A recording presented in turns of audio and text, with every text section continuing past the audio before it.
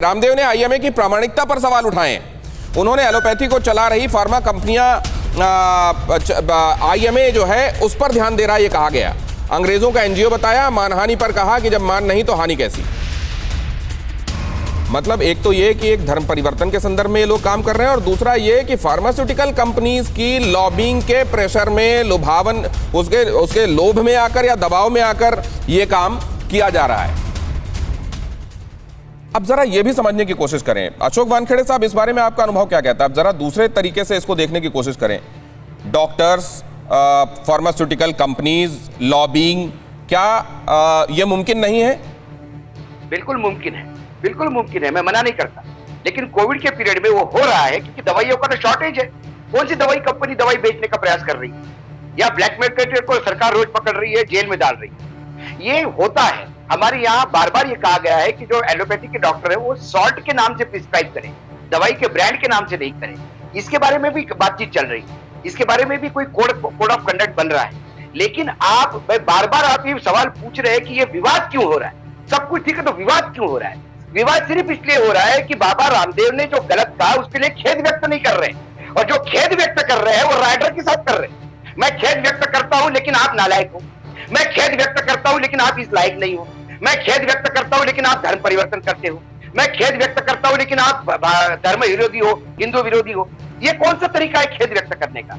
आज तक किसी भी डॉक्टर ने, किसी भी एसोसिएशन ने आयुर्वेद को, योगा को गलत नहीं कहा। वो रामदेव, लेकिन इसका एक दूसरा हाइंडसाइट समझने की कोशिश डॉक्टर टीएस क्लेर से करना चाह रहा हूं। डॉक्टर टीएस क्लेर, मेरा डर ये है, अंदेशा ये है, और इसीलिए हम लोग ये बार बार इस बात को उठा भी रहे हैं कि कोरोना के खिलाफ हमारी लड़ाई कमजोर ना पड़े। पूरी तवज्जो, पूरा फोकस हमारा उधर होना चाहिए। इससे डिस्ट्रैक्ट तो नहीं हो रही हैं सारी चीजें?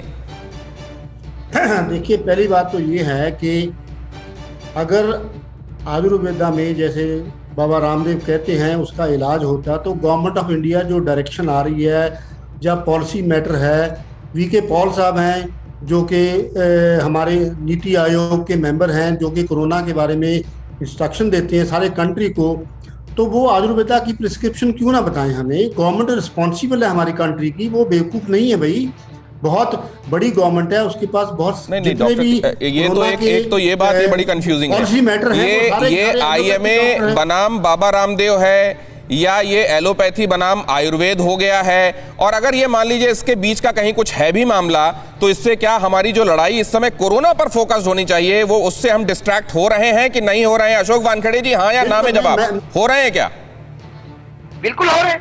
अच्छा, डॉक्टर विवेक गुप्ता, हम डिस्ट्रैक्ट हो रहे हैं क्या?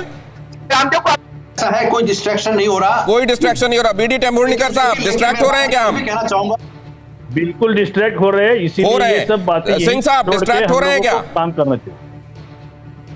डिस्ट्रैक्ट तो नहीं हो रहे हैं, लेकिन रामदेव जी खुद आयुर्वेद का ठीक है। लगभग आधे लोग कह रहे हैं कि इससे कोई डिस्ट्रैक्शन नहीं होता, लेकिन आधे लोग ये भी कह रहे हैं कि डिस्ट्रैक्शन होता है। अगर नहीं हो रहा होता और मनोबल पर असर नहीं होता तो फिर आपत्ति जताई ही क्यों जाती? बहुत शुक्रिया आप सभी मेहमानों का। अड़ी सोमवार से शुक्रवार शाम 6 बजे सिर्फ TV9 भारतवर्ष पर।